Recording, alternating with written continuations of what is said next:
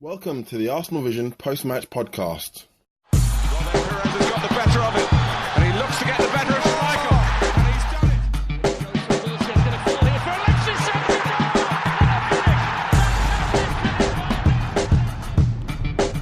Henry, chance. Today we have a great honor. We're going to have a very special guest on the podcast, and every once in a while you get to talk to someone rare, someone with knowledge and experience that you don't get to interact with very regularly. So today, we are going to have someone on the podcast who was at the Emirates for the Sunderland game. This is the Arsenal Vision post-match podcast. My name is Elliot Smith, and you can block me on Twitter at Yankee Gunner. That's right. There is such a person who exists. His name is Tim. You can find him on Twitter at Stilberto. Hello, Tim. Hello there. Hello there, indeed. And Clive. He's on Twitter at ClivePAFC. Hello, Clive. Hello, hello. Hello, hello, indeed. Tim. Yeah. You were there. You were one of the people. Yeah, one of the rare few people. So before we even talk football, let's talk stadium. Is it the weirdest atmosphere for any quote-unquote meaningful? In other words, not preseason, not a game that doesn't count. Was it the weirdest atmosphere at the Emirates you've been to so far? Yeah, a little bit. The atmosphere in itself wasn't that weird. It's the most empty I think I've ever seen it. I'm trying to think of games that it's been fairly empty at times, but I think that's the worst I've ever seen. What percentage do you think was occupied? I mean, I realize it was a sellout, and thank God for that. But what percentage do you think were there? I reckon it was somewhere between. I reckon it was about 42,000, maybe 40,000. So it was around a third, empty, I'd say. Okay. But that, I mean, it kind of looked like the ghost of Europa League future, to be honest. But it didn't really make the atmosphere that weird. And actually, the atmosphere was quite positive. And I wonder if that was because, not to cast any aspersions on the people that weren't there, but, the people that were there kind of wanted to be there. And even with, about 10 minutes before we got the goal, when you'd expect the crowd to be a bit testy, having failed to break Sunderland down for 60 minutes or so, I think, to be fair, there was always a sense that the goals were coming. So in that, and these don't feel like massive pressure games at the moment. I think Arsenal are in a bit of a weird, quite a nicely weird in a way, situation in that the pressure is completely off, and not just because they're chasing, because it feels like all of the recriminations and fallout for not finishing in the top four feel like they've already happened. Yeah, that's a great. It feels like that a volcano's already exploded. So it's not like it's been, neck and neck all season, not like past seasons where it's really been like, neck and neck, like couple of points in it. It just didn't seem possible a couple of weeks ago. And I think people have just expended so much anger on the team and the way they've played and the manager and the board and blah, blah, blah, that people don't really have the energy anymore. It feels like that's all peaked. And even if we don't do it on Sunday and we finish fifth, I think people have got to the acceptance stage anyway. Probably a lot of people are fairly apathetic as well.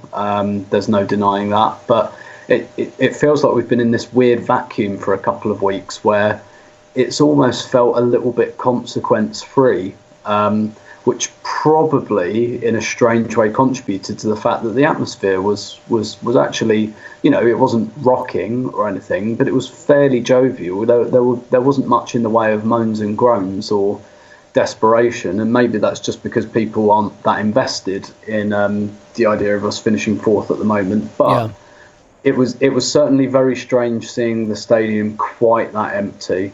But I wouldn't say the atmosphere. Well, the atmosphere was strange in that it wasn't crushingly negative. I've seen some comments insinuating that the protest was a huge success, that this was somehow a reflection of the protest. Do you get the sense that the fans stayed away as part of some protest, or that this was genuinely sort of your garden variety organic apathy at play? A little bit of both, probably. I think.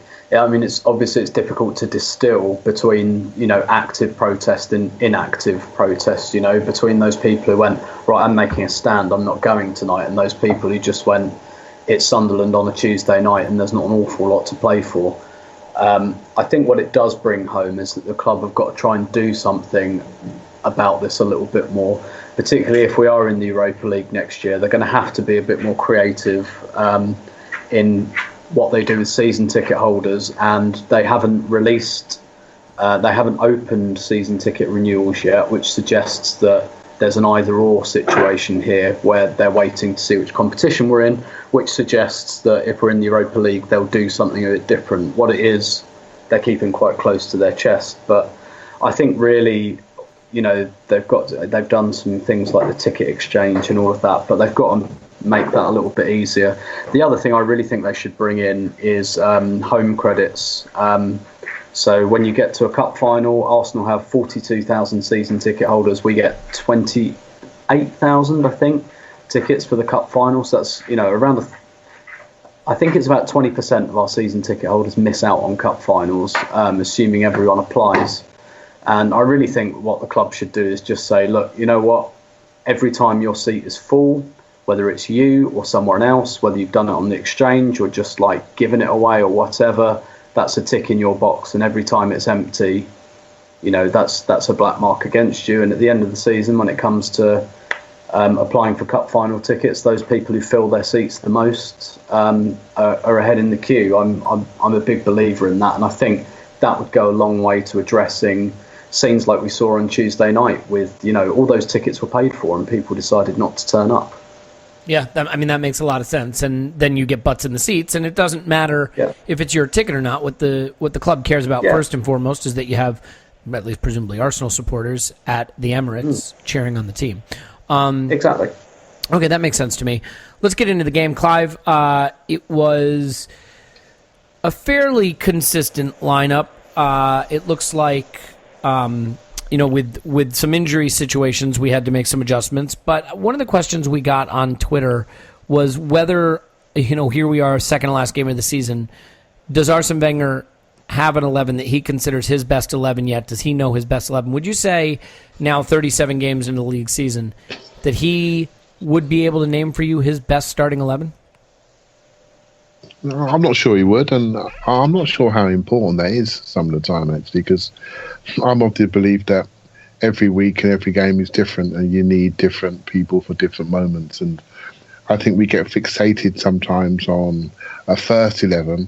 I do sort of want to see certain partnerships in place in key positions, particularly down the middle of the pitch. But in some areas, especially in wide areas, we saw against Sunderland, there was a period for them, nearly an hour really, where we sort of lacked a dribble in wide areas. We lacked something else when we were playing a team that was, losing confidence as the minutes went on.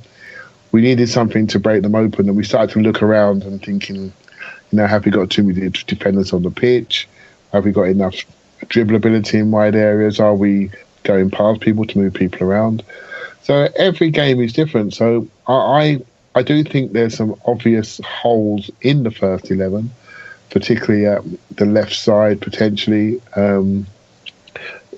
both fullbacks. I know we need a backup for Bellerin, a proper backup, and we need a centre forward, and we need a partner for Xhaka, and that's the key areas really. And everyone sort of started to quote those areas, and we probably need to rebuild our midfield given the age, injury profile of some of those players, and some of those players maybe outstayed their welcome. So yeah, I don't really worry about first 11. I worry about our manager sustaining a level of coaching, particularly what we do defensive strategy wise, what we do off the ball, and how tactically flexible we can be game on game, rather than having a first 11, playing it till they break, and then having to put people in. So that's my thoughts, really. Yeah, no, that's fair. What do you think about midfield in particular? Do you have a sense that Ramsey and Xhaka together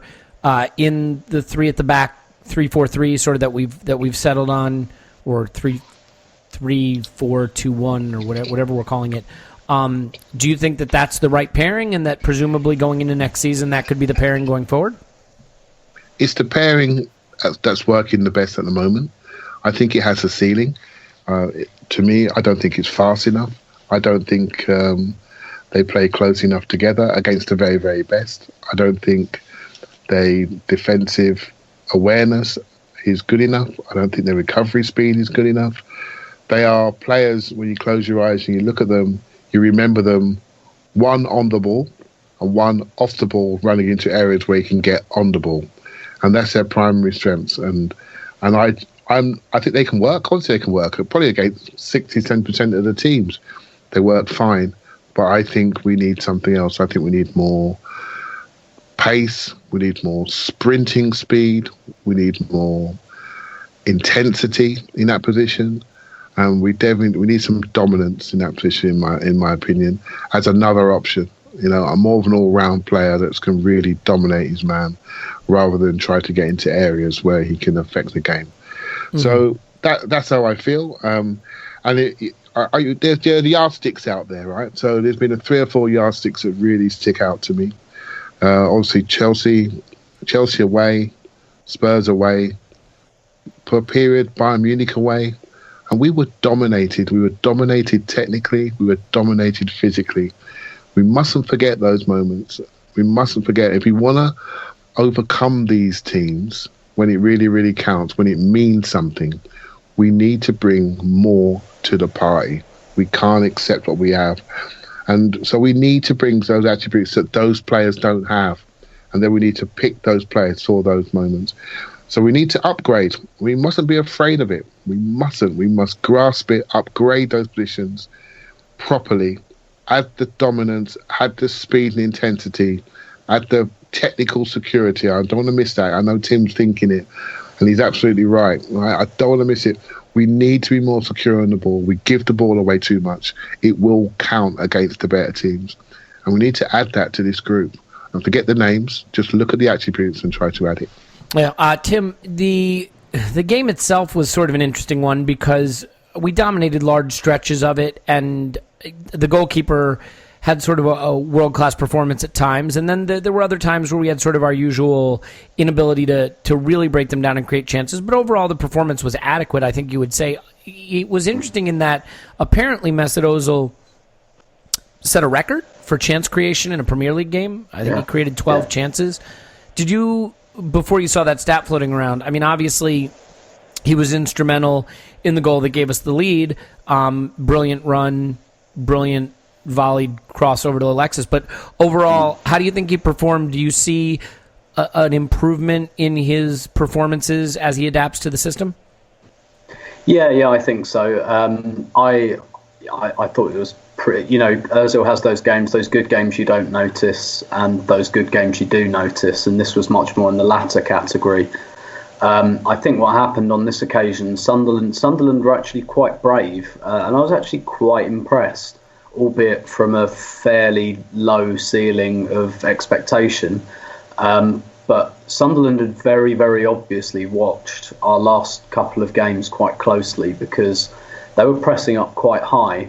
Well, not so much, not really aggressive pressing, but I think they'd seen the way that we've been building play recently, that we've been going to Xhaka, that we've been going to the wing backs, and they just sat 3 up. They sat 1 on Xhaka, and they put, when Arsenal had the ball, and then they had 2 out wide, kind of trying to close off the wing backs, which was a pretty decent tactic that worked quite well for them, and it was fairly disruptive to our build-up play. But what that does is, obviously, that means it opens up space for you somewhere else in the pitch, and Mesut Ozil availed of that space, and he had that time and that freedom. So I think there was that to it. I think, yes, he is adjusted. Both he and Alexis are adjusting to these kind of inside forward positions. Mm-hmm. It plays slightly differently on the left when you've got Alexis really looks for the overlap from the left wing back, and Monreal is infinitely better at that than Kieran Gibbs. On the right hand side, Ozil doesn't play it quite the same way. He likes to drift in and out, and actually when he's in this kind of this half space. It should. I've thought for a while on paper that these positions should really suit Alexis and Ozil, and I think, I went into some detail on the last pod about why it suits Alexis, but it should suit Ozil as well, because these are really the spaces he likes to try and find, and he likes to drift wide, and he likes to come inside, and it should make him a little bit more difficult to pick up. And where Sunderland concentrated on Granit Xhaka, I think I said a couple of pods ago, as Xhaka settles into this team, teams are going to have to make a decision about how they deal with him, because you can sit on him and really disrupt his play, but if you do that, then you're leaving gaps somewhere else. And if we've got Ozil in that kind of inside forward position, I think he's in a much better position to take advantage of it. And I think also, as we saw, with the first goal, which was a wonderful piece of football, really, and Ozil popping up on the inside left position actually on this occasion, and kind of what you saw is, as well, I'm sure we'll go into Xhaka a bit more, but he's just got more, we've spoken about this a few times, he's just got a few more options. He can either go wide to the wing backs, because we've always got that width, or he can hit those kind of half spaces with Alexis and Ozil. And we obviously went through Ozil an awful lot on this occasion. And I think the other thing, it's kind of stopped as well, having those options. It's even when we play Giroud, with the exception of White Hart Lane, we're kind of less inclined to just lump it long, because there's three centre-halves there, so there's kind of a spare man. Xhaka doesn't just launch balls at Giroud, he's a bit more cultured and imaginative than that. And with Alexis and Ozil a little bit more inside, there's kind of less of a need to do that. So I think all of these things kind of contributed to Ozil having a really good performance, as well as the fact that it was Sunderland at home, which I don't think we can really overlook. But, what I'd really like is I'd really, really like to see Ozil and Alexis have brilliant games at the same time. It kind of feels like there are Alexis games and there are Ozil games. And even though he got both the goals, this felt like an Ozil game. Both of Alexis' goals were kind of really good striker, poacher finishes, but actually the rest of his play wasn't that good. Whereas Saturday at Stoke, that was an Alexis game. That was, Ozil played well, but that was one that Alexis took by the scruff of the neck. So maybe it doesn't matter so much as long as it's one of them. But I wonder if there's a way we can get both of them to really, really kind of play at their best. But then again, maybe Ozil playing like this and Alexis scoring Ozil playing like this is something that allows then Alexis to score really fairly simple poacher goals. So who knows? But yeah, I thought he was quite obviously our best player on the night. Maybe Xhaka challenges that, but yeah, I thought Ozil was terrific. Yeah, it's interesting because I think I read some comments just recently about Ozil saying, in the new formation I kind of have to pop up on the right side more, and it's maybe not where I would naturally play, but you do what you have to for the team. It at least suggests that there was an adaptation period for him that required him to kind of understand when he could have the freedom to pop up in places like the left half space, like he did for the opening goal, and when he has to occupy more of that right-sided space that apparently he doesn't feel suits him as naturally. Clive, Xhaka had a brilliant game. I think I agree with Tim that it's probably Ozil's man of the match performance in a lot of ways, but Xhaka could just as easily have been counted in that group. And I think it's kind of interesting, right? Because he really is excelling now and showing his class and showing his quality. And I guess for you, is there a main reason why you think he struggled early? Was it the manager not knowing how to deploy him, not having consistent partner that suits his strengths? The formation didn't suit him, the usual chestnut of he just needed time to bed into a new league, a new level of play, a new team, a new city. I mean, do you have sort of a theory on why he's now suddenly excelling in a way that, I still don't think he was nearly as bad as anybody had suggested earlier in the season, but why we've seen so much improvement lately? I think you're right. I don't think he was that bad. I think he had some spectacularly bad moments that were made into headlines, which made people not see the whole game. I don't think he He's He a young also guy, struggled in particular in our bad losses. So in games where we looked bad, he looked particularly bad, right? I mean, against Bayern, against Spurs away, like those were games where he had to chase back, games where he got exposed, and people drew a lot of conclusions from those. Yeah, structurally we were A mess. we were shambles. Yeah. We were shambles, right? So we're leaving somebody with average mobility over long spaces. We're leaving him in long spaces, right? So and then expect him to do all the work going backwards. I mean, why when he got sent off against Swansea, he's on the left touchline trying to stop one of the fastest players I've ever seen, and he can't do it, right? And he's only reason he's there because our left back is 30 yards up the pitch, and he's having to go across there. Then we lose him for 3 games, and this is hard for him to get a rhythm. We didn't really start the season as the first pick. That probably made him think, well, what's going on here? He plays against Watford. He was absolutely fantastic. Then misses the next game. Then goes through a bit of card trouble, and then the press bring forward his history in Germany, and then suddenly he's a marked man. Every time he goes near a player, he gets booked, which completely curtails his game, right? Because he doesn't want to get set up again, so he becomes inhibited. You add that to the structural issues, then he's hard for him to shine. But if you're looking at him as a footballer, it's obvious what he's got, and it's up to us to decide, and it always has been, if you invest in him, invest in him. And then make sure he's got the right shape around him, and everyone knows that he's the man. He's going to be dictating our game. He's our Xavi Alonso. He is our passer. He's the one we give it to get us going. I mean, I know Sunderland was a game where statistics don't really mean much because they're not that great. But I mean, he passed to Ozil 27 times in that game. And we talk about it being Ozil's game. Well, it was Ozil's game because he got the ball a lot in areas where he liked it at a pace of pass that allows him to do something with it, and Ozil, passed back to him quite a lot as well. So it was ironic on that goal. I felt when he chipped it through to Ozil passed it to Sanchez. The first thing I thought was, that's our 3 best players passing to each other, and they've cracked it. And so for me, not when it was Coughlin to Bellerin to Giroud the other day? No, I didn't quite feel that. Didn't quite feel the same feelings, right? So that's our 3 best players, and it took them 3 to break a stubborn Sunderland. We had a centre forward who was giving our centre half a bit of a rough time. So yeah, I'm a huge fan of him because when I look at him, I know what he is. I like to see a player who's got clarity of game, where you can see them and think, okay, I know what you are. I know what you can do. I can now build around that skill that you have. And what Xhaka can do is really, really obvious. And what he can't do is also really, really obvious. So it should be very easy for a manager to assimilate him into the team.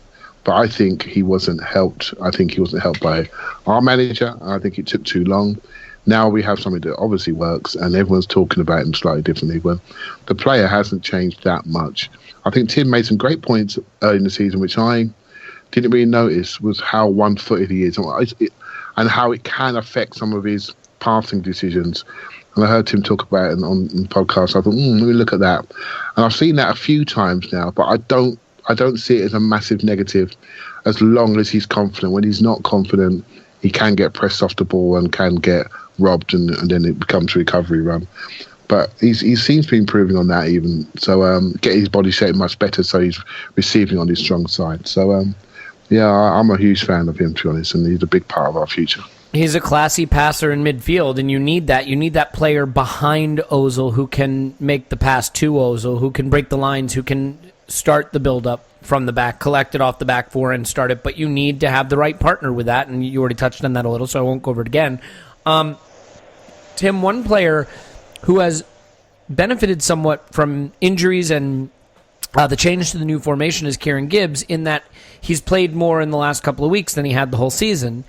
And a lot of times, that's all it takes for a backup who's fallen out of favor to remind everybody of his qualities and really make the argument for him being a first-choice player and potentially being the future player for the position.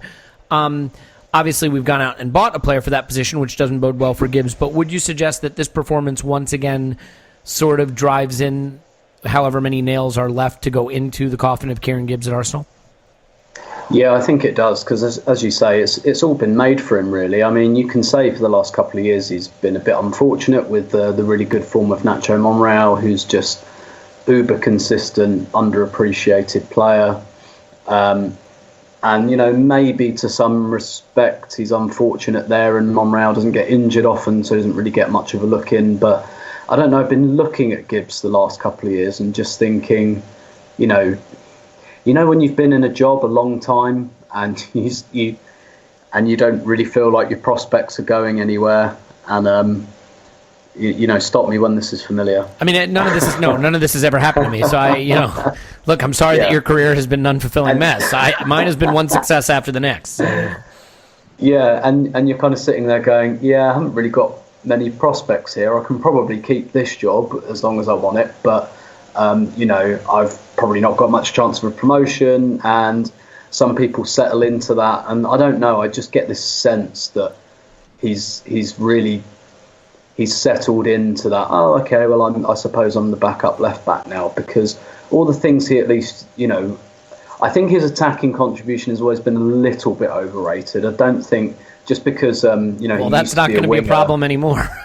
No, and he used to be a winger, and he gets forward well. Once he's there, he doesn't make horrific decisions by any means. He's competent, but he's not whipping in brilliant crosses, brilliant balls. I think he makes good runs. I think him and Alexis look like they have a partnership sometimes. Like they seem to kind of get on, but there's just not quite that incision in the final decision-making process that, there's just not enough that's like quite eye-catching. And it's weird, really, because a lot of people would have said, we're switching to wing-backs, then, that's probably Gibbs over Monreal. And you look at what Monreal adds from an attacking sense, and that's not really what he's renowned for. He's renowned as more of a Bakary Sagna type, you're kind of full-back who's more like a centre-half in that he's very secure and, quite not cautious so much, but he's quite safe. And you think, oh, Gibbs, he used to be a winger, and you kind of think about Kieran Gibbs as someone who's quite cavalier but not brilliant defensively. And I'm not sure that was ever really a true descriptor of Kieran Gibbs. I always just thought he was kind of 7 out of 10 at everything. Well, he's also a little bit fast, right? And so when someone's a little bit fast, the presumption is, they'll be great in attack. Well, it turns out you actually need technique and skill, too. And end product. Yeah. Well, especially end product, yeah. Yeah, that's the phrase I've probably been missing in this ramble, is end product. And you look at Monreal getting forward against Stoke, and, he hit the post with, he scored a couple of goals recently. He hit the post against Stoke. He had that other, he just miscontrolled a through ball on the back post. He's really, really getting into those areas and looking quite threatening. And you feel like Kieran Gibbs should be able to do that.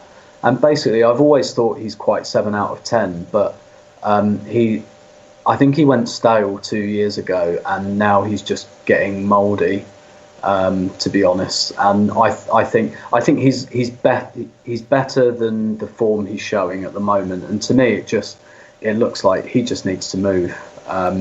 For his sake, I think Arsenal can move on from him, and it looks like they already have. And for his own sake, I mean, he really should have been looking at moving last summer, I think. And that's what makes me think, I know this is a bit of a paradox, a fan having a go at a player for staying and questioning his ambition. But I really feel like when he stayed last summer, I thought to myself, really? Are you not pushing? Do you not feel like you should move? He's going to be 28 in September, That's like amazing. at the age of 27, you're not playing for a couple of seasons. You should think, right, I've got my prime years ahead of me, probably not happening here. I can get a good move. He would get a good move, probably not as good now as he would have if he'd have gone a year or two ago. But, he might get someone like Southampton or something like that. I'm sure that that'd be like upper mid-table kind of pushing for Europa League kind of team. But yeah, like Arsenal, basically. So it kind of when he hasn't made any noises about moving, I have just kind of thought, mate, you look like you just need to go somewhere else and perhaps play in a different system, different environment. get some regular football. And there's only 2 games left, and to be honest, I don't really want to see him in either of them. It's too comfortable, Tim. It's too comfortable, mate. It looks that way. It's too comfortable.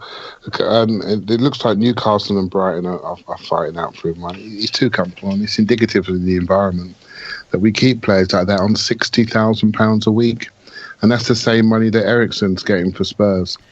And we have to ask ourselves, that's not good, right? I like him, right? He's an Arsenal boy. He's been an Arsenal fan as a kid. I like him, but there comes a point when you reach the plateau, and he's reached it. And he needs to recognise it. If he doesn't recognise it, the management do. What you don't keep them on and put them on the bench. And his confidence is being destroyed. He did 2 things in that game. There was one overlapping run when he ran outside Alexis. He was far too tight to him, had no separation at all. His timing was awful. The ball hit him on his backside.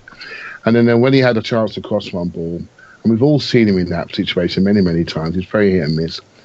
But he just sort of ballooned this cross under no pressure.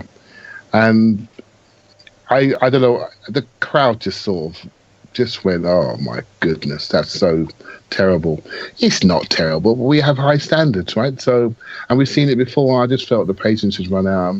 I don't want to rush to judgment on him, but it's not rushing. I mean, we've had him since the dawn of time. It's a type of. I'm using him as an example. It's the type of thing we do. We keep people too long. We don't renew people. We don't freshen up the environment. There is no sanction or accountability for averageness. We keep them on. I think it's a great point. I think it's a great point, Clive. And I think here's the point. If you have a player at a position who's not exceptional, if you look at them and you say, yeah, they're 7 out of 10, they're solid, they're not exceptional, move them on. Because in my mind, your goal should be to put someone on the pitch in every position who you think has the ability to be an exceptional player. And if they don't, if they're not, if they're just okay, if they're just meh, if they're a 7 out of 10, you say, well, it could be worse. We could wind up with a 6 out of 10 or a 5 out of 10. But here's the point. You don't win leagues, you don't win Champions Leagues filling your team up with players whose ceiling is 7 out of 10. I think you want players who your ceiling is higher. And it's been pretty clear for a while that the Kieran Gibbs ceiling just isn't that high.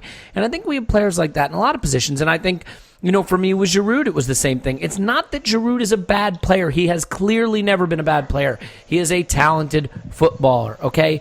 But he is never going to be the get-you-off-your-seat striker that like Thierry Henry was, or Van Persie, or Alexis, or Ian Wright, or any Dennis Bergkamp. He's never going to be the guy leading a team to dominate a league or a Champions League. And if that's not the guy, then that shouldn't be the guy that you're using as your starting center forward. At a top club, especially at key positions like that, but all over the pitch, you should look at a player and say his ceiling is one of the best in his position in the world. And if that's not his ceiling, why do you have him? Then why do you have him? And maybe you could make an argument for some positions, but even keeper. You look at United, you look at Chelsea, you look at City and Spurs. You have Lloris, who, Hugo Lloris has maybe dipped a level, but at one time considered the best in the world. Courtois, an argument for best in the world. De Gea, at one time, an argument for best in the world. And City, while keeper has been a disaster for them, got rid of Joe Hart, who was the England keeper, because they thought they could improve at that position. And that's keeper. That's not even a position that I think ultimately winds up deciding leagues and Champions Leagues. Easy for me to say it. Maybe Gigi Buffon winning it this season. But, I think it's the point that you go for the high ceiling, not the high floor. And if you can, if you can, Elliot, if you've got a project or a club or people in the club that makes you attractive enough. I've always had this little theory on Wenger that he keeps people around that need him a lot. The moment people don't need him, they leave. I want the situation to be when the manager is not the most important person to you, there's many other things around the club that attracts people and keeps people, whether it be what the club is doing, whether we're winning, more successful, whether there's just a strategy and an ambition that keeps you tied to the club. At the moment, what attracts people to the club historically has been the manager or other key players. And the moment those key superstars become less dependent on him, he can't hold them. You can't hold them. And I think players like Giroud, the reason why he's still there is because Giroud needs Wenger to play at the top level. Right? And the moment they get too good, like Sanchez, for example, who I'm not sure is going to want to play in the Europa League, guess what? See you later. Right? So but then you know what? Then you get for the stars. Then you go get someone from the Eredivisie who's 20 years old and maybe is Suarez before he became Suarez. You know, or you speculate on some players who, if the chips fall right, their ceiling is one of the top 10 strikers in the world. I think when you have a guy who is in his prime, clearly a 7 out of 10, and never going to get you to the promised land, and you stick with that solution, the problem is you may think, well, good enough. It's not good enough. And that's clearly the issue, is that we have players like that where it's not good enough. Their ceiling isn't high enough. Their level, you know, you could say what you want about Aaron Ramsey, but what we saw when Aaron Ramsey played to his ceiling, he was one of the best players in world football for about 3 or 4 months, right? Yep.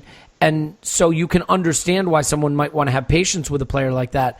Let's stay on the game for a minute, though. And I mean, to be fair, I don't know that this game merits the deepest of deep dives. Well, Tim, why don't you weigh in for a minute on Giroud's day? He got into a lot of good positions. He did have a shot well saved by Pickford early, but misplaced a lot of balls, struggled to control a lot of balls in and around the box. One of those days that Giroud can have where it just wasn't coming off for him, right? Yeah, it was really, and I think you know, there was a question earlier: has Arsene kind of settled on an 11?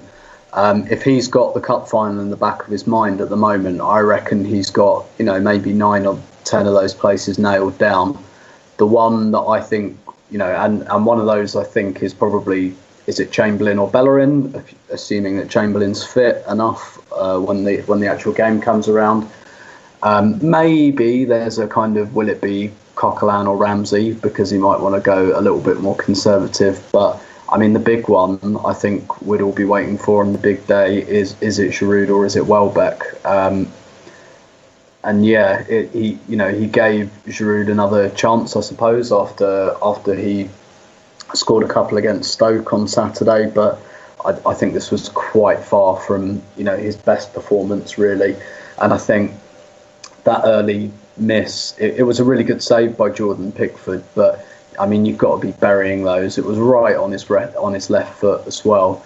And you know, talking about one-footed players, one of my hobby horses, there were just a few times where he was spinning about 270 degrees trying to fanny about and get the fucking ball on his left foot. And you know, I think there are a lot of positions, well, I think most positions on the pitch, you can't really afford to be that one-footed unless you're absolutely amazing, like someone like Messi. But as a centre forward, you've got to be able to go on your weak foot occasionally. If you watch the Ian Wright Legend DVD, he says that he used to practice on his left foot all the time, and the phrase he used was, because when my instinct takes over, I want to know that my technique's going to be good enough, because he had that really kind of automatic element to him in the penalty area where he did things without thinking. And he said, I practiced on my left foot all the time, because if that ball dropped, if that's where it dropped, I knew that I was just going to pull the trigger. And, you know, I want to know that when I do that, it's going to be good enough. And, you know, particularly against a team like Sunderland, who are defending quite deep, trying to run over the ball all the time, it's just not going to work. And I think it was frustrating from that point of view. And you know, I know he scored a couple against Stoke on Saturday. I don't think he played. You know, he was fine. I don't think he actually played amazingly well in himself. Mm-hmm. And actually, the 2 goals that Alexis scored, you know, I suppose the second one, it's harsh to say Giroud should really have been scoring those, because the second one, Giroud does actually do really well to get a shot on target, and Alexis scores in the rebound. But yeah, it just, this whole thing just says to me that we're missing that. If we're not going to play Alexis there, that we're missing that really, really convincing option there. I happen to think that Giroud, that Welbeck fits us better, even if, in terms of talent and ability, I'm not sure there's an awful lot between Welbeck and Giroud. It's just that Welbeck, he's probably more multifunctional. and he just suits the way we play a little bit better. There is an argument, of course, like the Man City game in the semi-final, where Giroud can do a job for 70 minutes and then open it up for a player like Welbeck. But yeah, this just convinced me more than ever that most of the time it really has to be a more mobile option up there. And really, I really like Danny Welbeck. You're not going to win the league with Danny Welbeck as your first choice striker. You'll win it. You can win it with him in your squad and as a very prominent player, as Man United did a few times. But we still really need someone up there, don't we? Yeah, and I think you start to look at some of the distribution of Xhaka and the way that Alexis can both play provider, as we saw that incredible ball he provided to Ramsey the other day that resulted in the shot low and across the keeper that was saved. Was that against Stoke?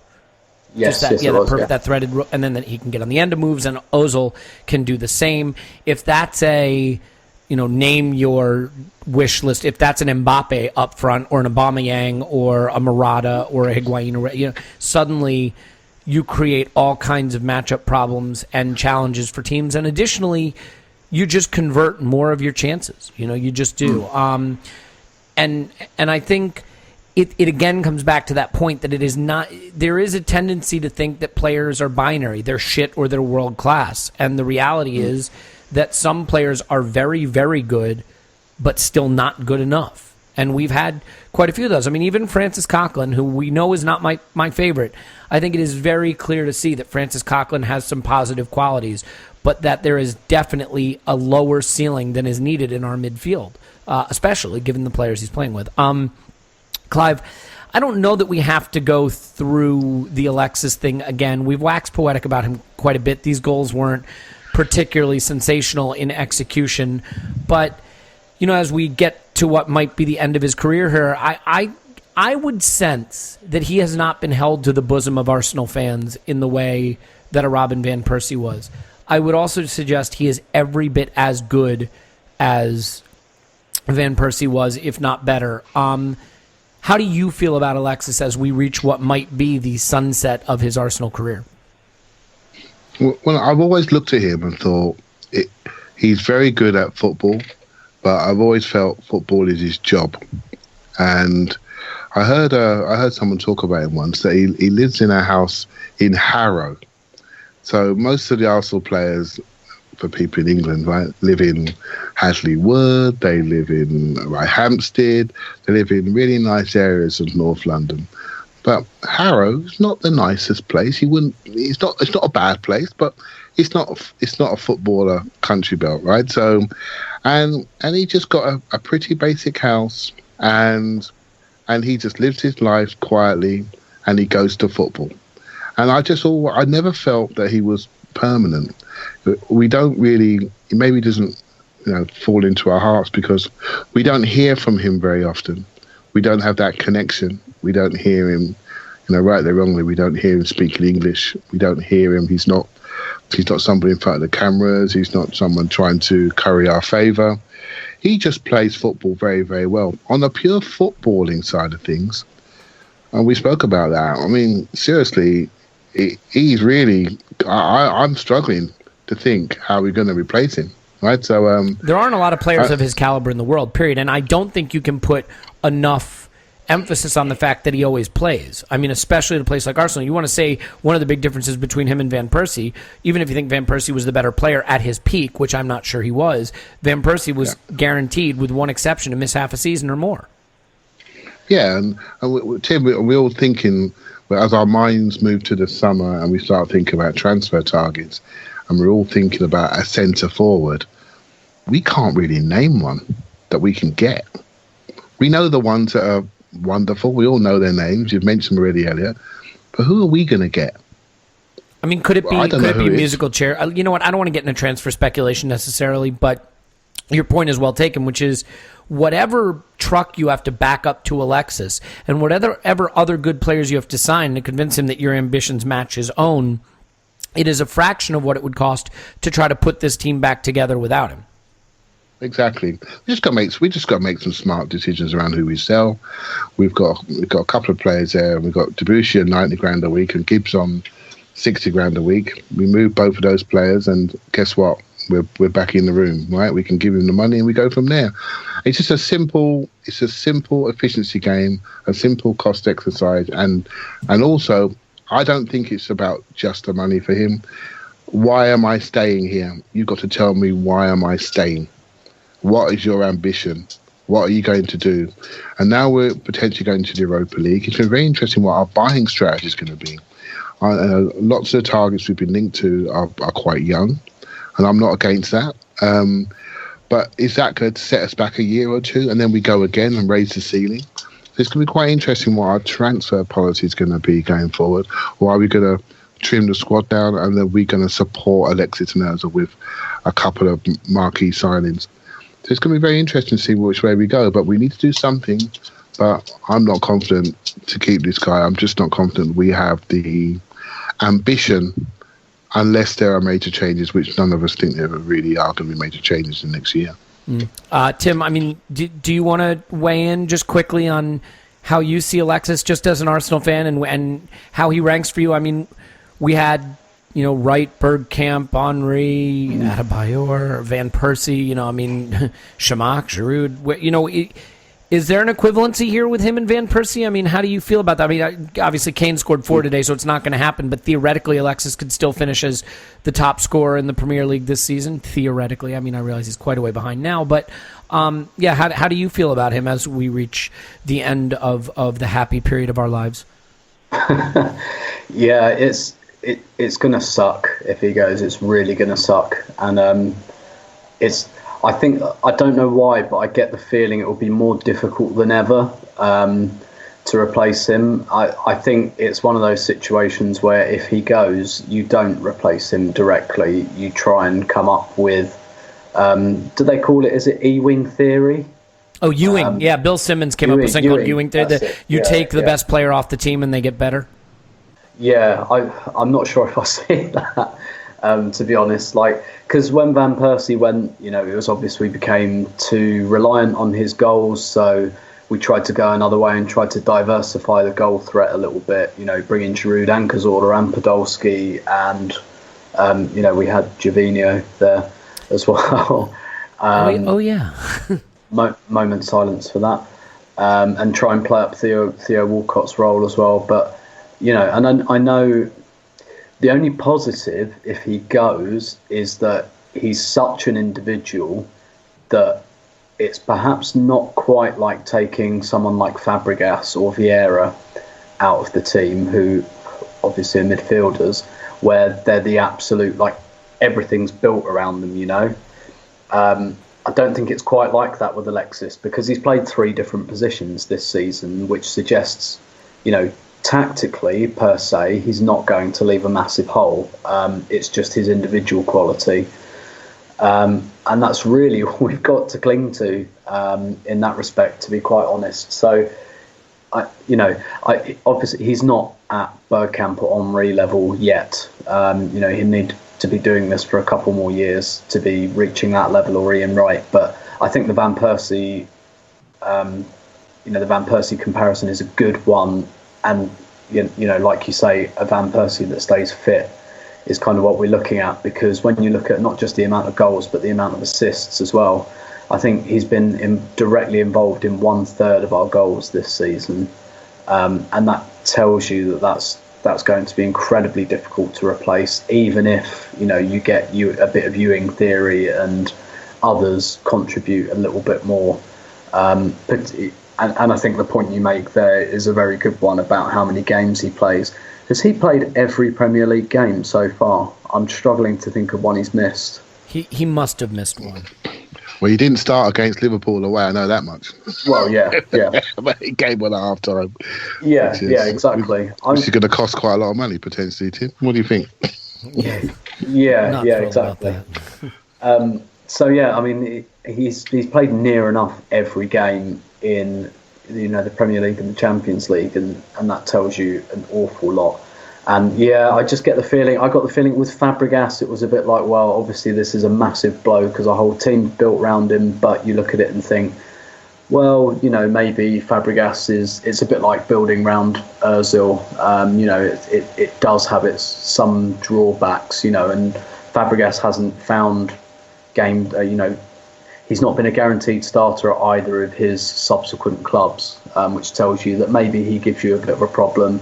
Van Persie, you know, was injured most of the time anyway, and we got 1 year of his peak and lost 1 year of his peak. And as painful as that year was, because he went and won the league for Man United, that was it after that. So it was a bit short term. And I understand that Alexis is going to be 29 next year, I think. So he's 27 right now. No, he's 27, so he's going to be 28. But he's 27 until he's 28. Well, let's not argue about that. Let's not. And the other thing you might say, if you were trying to paint a rosy picture if he does depart, is with the pressure he puts on his body and the type of player he is, he might not age well. But this is kind of clutching at straws, isn't it, really? Yeah, I mean, that's also not a reason to move on, right? To be like, oh, well, there's always the possibilities that he could suffer a catastrophic injury or fall in a well, and then we'll be laughing. Yeah, look, I think it's pretty clear that he's the kind of player that if you lose him, you are lesser for it. And given that we already have a need at center forward and probably at some wide forward scoring type player, losing Alexis just creates an absolute mess when it comes to goal score. I mean, the problem we've had this season is we just don't spread our goals around that much. I mean, Giroud has chipped in with some very important ones. Alexis has a ton. Ozil has a few. And that's it. That's our goal scoring. I guess Theo has a couple, but nothing from Ramsey. You know, Cazorla obviously hasn't really played. Xhaka's scored, one Thunder Bastard of a goal? Or two? Two goals? Does he have two? Yeah, he scored one in the League Cup. He scored one against Ludogorets. Yeah, so in the Champions League. Yeah, I mean, we're just not sharing the goals around, and so you know, you take a 25-goal scorer out of the side, and you're in an even bigger hole in that most important of areas. So, look, I don't think there's a lot more we have to do here, but I did want to get to just quickly the change. We went back to a back four as the game wore on. I think it's just another little sign that ultimately, to be more attack-oriented, Arsene would prefer to be in a back four setup. That's his ideal. I think he recognizes that right now the back three is working, and so he's not going to fix what's not broken, but I still think he kind of has a soft spot for the back four, and he played it a little strangely. Welbeck played in a weird role, but we got to see Iwobi come back, and I just want to get your thoughts from both of you guys. So we'll start with you, Clive, just quickly on seeing Iwobi back again, what you think of him, and what to make of this season, where he goes from here after being one of the first names on the team sheet to start the season and then sort of falling from the squad almost inexplicably to not being a part of the team at all.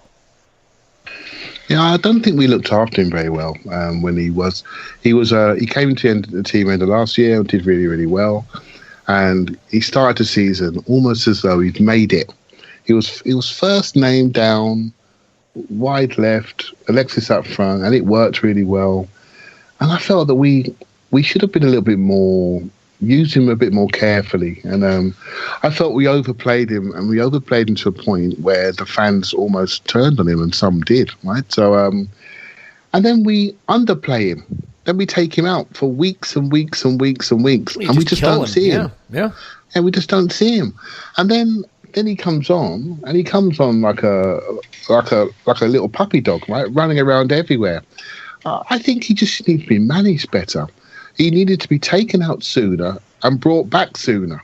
He never should have been playing as much as he was at that stage. You know, I mean, I get it. If you're Cesc Fabregas, you play every game starting at 16 years old, fine. But he could have been rotated a little more to ease him in and then rotated out a little more to ease him out. I'm really just repeating what you said and interrupting you and saying it. So go on, Clive. I apologize. That's okay. But you said it in a nice American accent. I really like that, right? So basically... Okay, fuck me. Okay. But no, he should have been taken out sooner and brought back sooner. And then taken out again.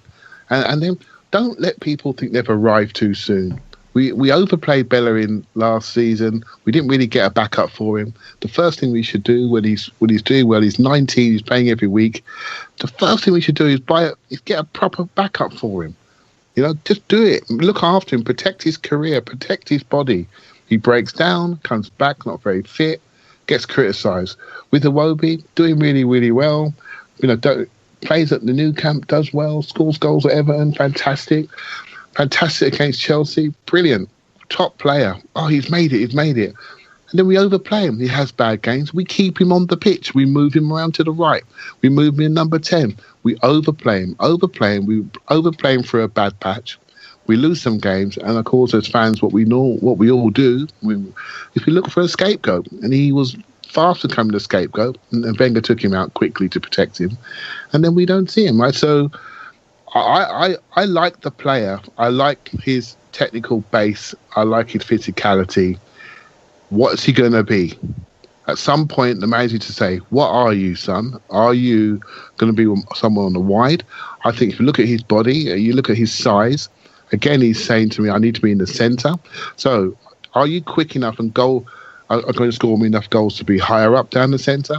Or actually, the way I look at him, I think he could potentially, if he can work on his defensive side, he could be somebody that plays deeper in midfield. I think he can travel with the ball. I think he can carry.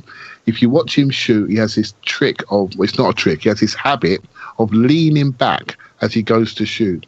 So he doesn't lean forward and strike through the ball. He leans back and he tries to caress the ball on his right foot.